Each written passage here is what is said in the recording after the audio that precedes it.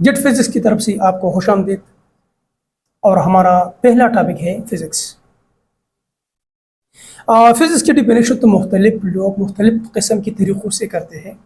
जिस तरह कुछ ना कुछ मैं लिख देता हूँ।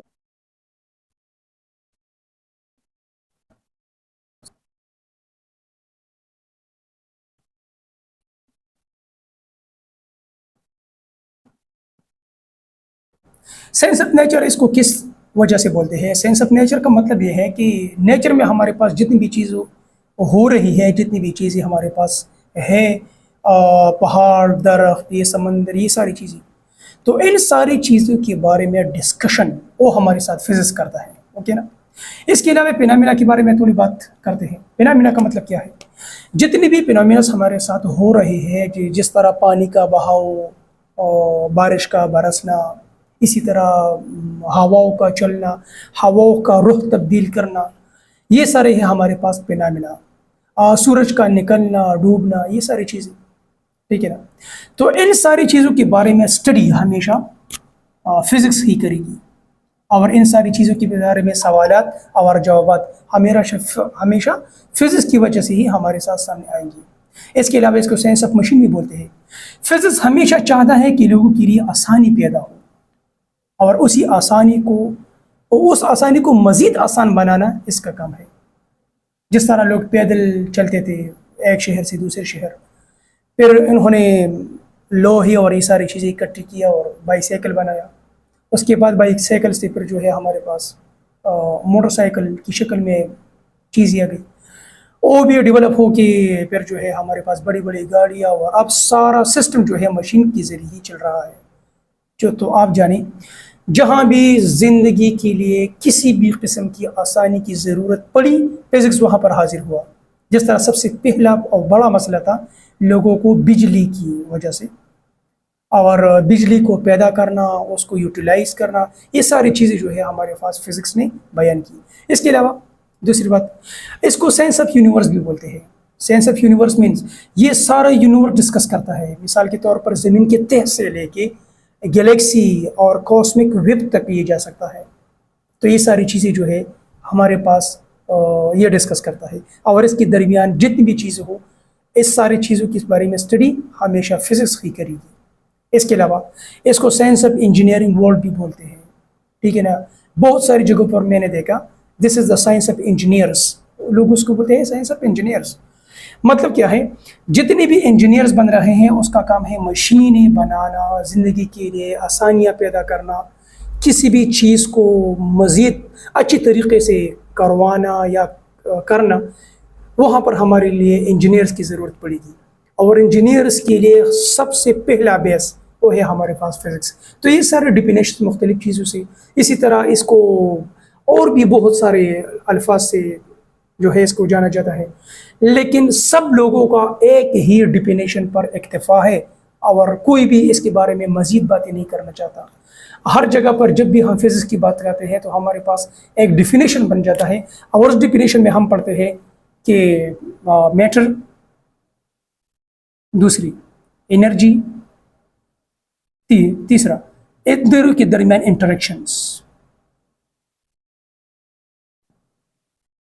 तो आप ये बात याद रखिए कि अब हमारे टॉपिक्स जो है हमारे सिर्फ और सिर्फ यही टास्क होगा, और हम मैटर, एनर्जी और इंटरेक्शन के बारे में बात शुरू करेंगे। ओके, चलते हैं डिफिनेशन की तरफ, और फिर बयान करेंगे फिजिक्स को अच्छी तरीके से। ये है हमारे पास डिफिनेशन, और ये डिफिनेशन तीन चीज़ें जो मैंने पहले बताई थी आपको, तीन चीज़ें ये बयान कर रहा है। सबसे पहले क्या है? ये स्टडी कर रहा है किस चीज़ का? Properties of matter. फिर इसकी एनर्जीज, और तीसरी बात इन दोनों के दरमियान इंटरेक्शन या रिलेशनशिप। अब इन तीन चीज़ों को बारी बारी डिस्कस करते हैं, और इससे आपको फिजिक्स का मुकम्मल थीम समझ में आ जाएगा।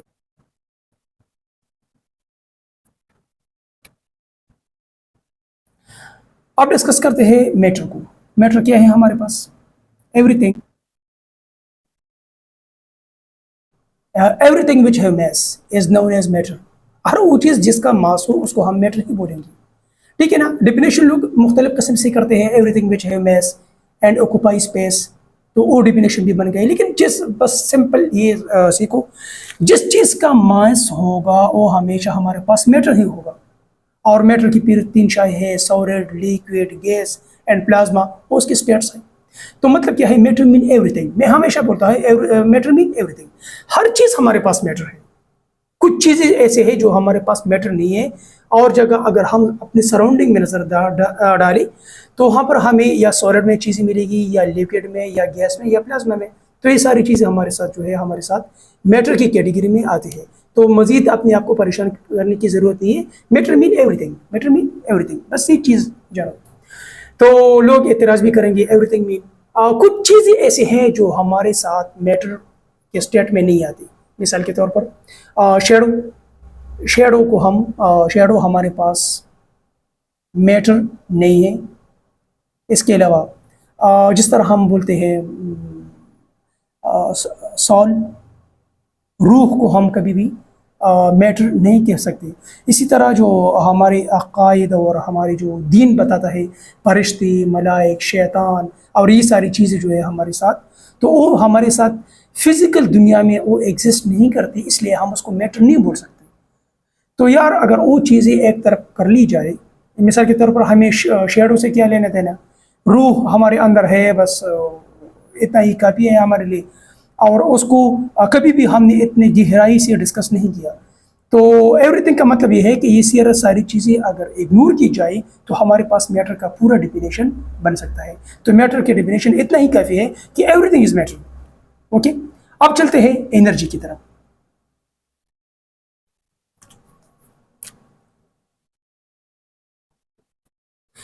तो एनर्जी क्या है, हमारे पास कैपेसिटी टू डू वर्क, मतलब हर वो चीज़ जो हमारे साथ काम कर सकता है उसके अंदर एनर्जी होगी।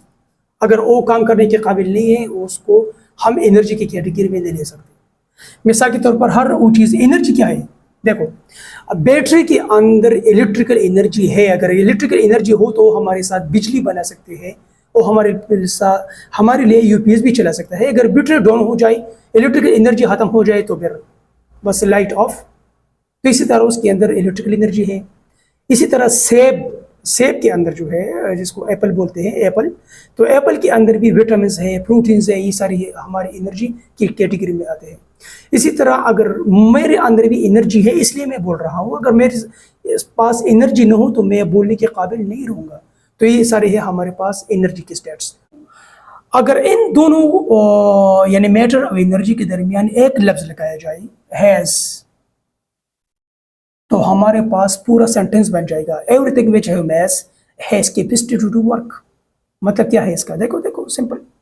इसका मतलब ये बना कि जो भी चीज़ हो हमारे साथ यूनिवर्स में, जो भी चीज़ हो और उसका मास हो, वो हमेशा काम करेगा, वो काम करने के काबिल होगा। तो इतना ही काफ़ी है हमारे लिए फिजिक्स में। फिजिक्स किसी भी चीज़ को नहीं छोड़ता, हर चीज़ से काम लेता है। मिसाल के तौर पर कुछ एग्जांपल्स मैं आपको बयान करना चाहता हूँ। अब देखो, अगर यूरेनियम और ये सारी चीज़ें और ये नासा, इसी तरह गैलेक्सीज और स्टार्स और स्पेस स्टेशन, इसको अगर छोड़ा जाए, थोड़ी थोड़ी छोटी छोटी चीज़ें हम लेते हैं, जिस तरह जिसको हम बोलते हैं क्ले। क्ले क्या है, मिट्टी है। ये मिट्टी को भी नहीं छोड़ता फिजिक्स। इससे बनाते हैं ब्रिक, और ब्रिक से बन रही है हमारे लिए बड़े बड़े बिल्डिंग्स। इसी तरह ये लाइमस्टोन को भी नहीं छोड़ता, ठीक है ना।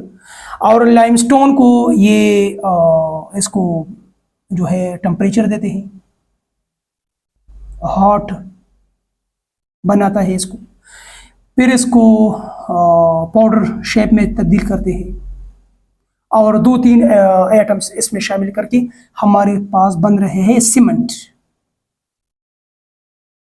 ठीक है ना, जो ब्रिक्स के दरमियान लगते हैं, जिससे बड़े बड़े बिल्डिंग्स बन रहे हैं, सीमेंट।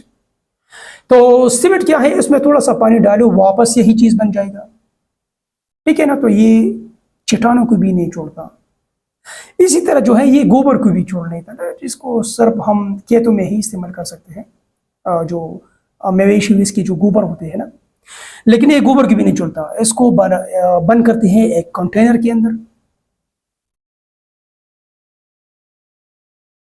और कंटेनर से तकरीबन कुछ ही दिनों बाद मीथेन गैस हमारे पास हासिल होगा और मीथेन को हम जो है